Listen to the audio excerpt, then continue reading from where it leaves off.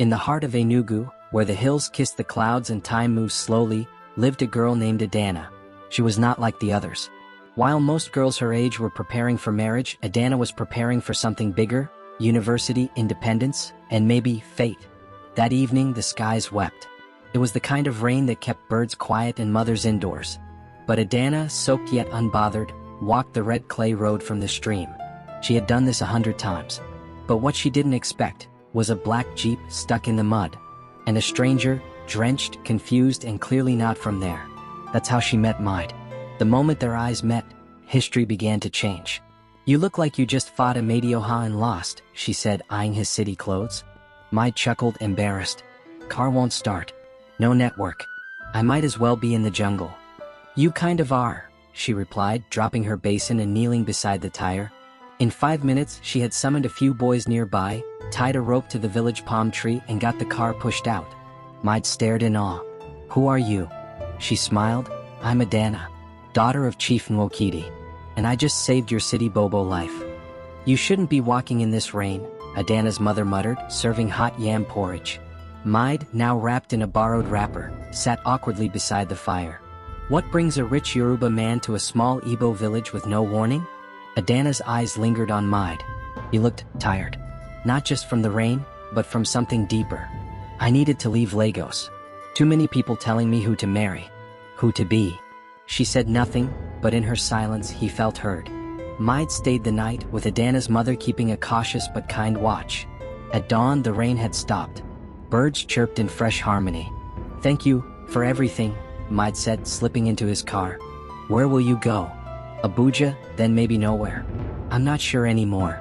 He hesitated, then handed her a card. "Call me if you ever need anything." She took it, unsure if she would. As his SUV disappeared around the bend, Adanna stood quietly. Her fingers still clutched the card, and her heart had already started to beat differently. Two people, two worlds, same longing. In Nsukka, Adanna studied day and night for her university entrance exams. In Lagos, Mide was surrounded by wealth but haunted by silence. His father, Chief Alade, had not spoken to him since Mide walked out on the engagement to Hajara, daughter of a powerful northern emir. "You will marry for legacy, not for love," his father had barked. But Mide was tired of legacy. He wanted authenticity. He wanted Adanna. "You came back. I couldn't stay away." They walked to the stream, away from the stares of villagers. "I think about you too much," he admitted. "I know," she whispered. The silence stretched between them like silk. "My people will not accept this," she said. "Not just because you're Yoruba, but because we don't mix with outsiders. Not since the war." He reached for her hand. "Then let's make a new story." They had spent weeks together now, fetching water, visiting markets, talking beneath the stars. For a moment, it felt like the world had given them permission. But nothing escapes the eyes of Chief Nwokidi. That night he called Adanna. "Who is that boy?" he asked. "Mide. He's someone I love." The chief's voice rose. "Yoruba? Has the blood of your ancestors become so thin you bring the son of our enemies into my compound?" "Papa, it's not the 60s anymore. He's kind, honest.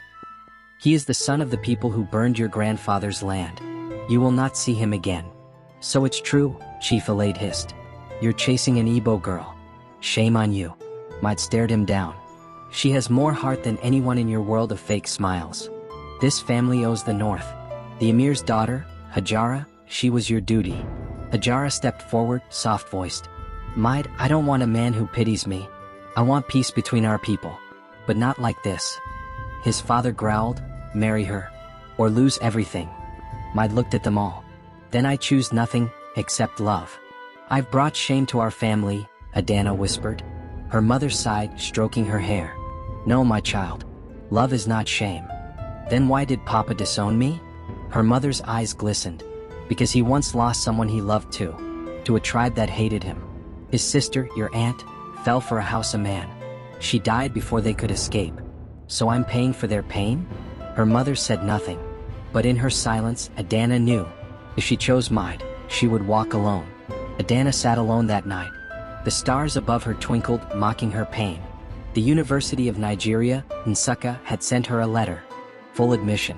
Scholarship. Her dream. But she knew her father would never fund it now. And she couldn't leave her mother alone. Her hands trembled. Then she placed the envelope in the fire. It curled slowly until it was gone. Her future sacrificed for love, and for peace in a home where love had become war. Mide tried to stay. He offered to start a business in Adanna's village, to wait outside her gate until her father's heart softened. But with threats from both families, he knew he was now a danger to her. "Go," she whispered the last time they met. "Maybe love isn't enough." "No," he replied, holding her tight. "But it's all I have." And with that, he left Nigeria. The last thing he saw from the plane window was the rising sun over Enugu hills. 2 years later, Adanna stood tall in her NYC uniform, the khaki ruff on her arms but pride swelling in her chest. She had worked odd jobs, saved every kobo, and finally returned to her education. Life had moved on, or so she thought. She didn't see him at first, the young man with a clipboard assisting the new tech initiative at camp. He looked older, broader. But when their eyes finally locked across the field, the world fell away. Adanna? Mide? In that moment, time paused, and love, the kind that defied family, tribe, and time, finally returned. Mide returned to Lagos once more, not for wealth, but for closure. "You still carry her name?" Chief Alade asked. "Yes. And soon I'll carry her hand." His father's eyes burned. "Do you think you're stronger than bloodlines?" Mide leaned forward. "No. I think I'm strong because of them. But I choose to build mine differently."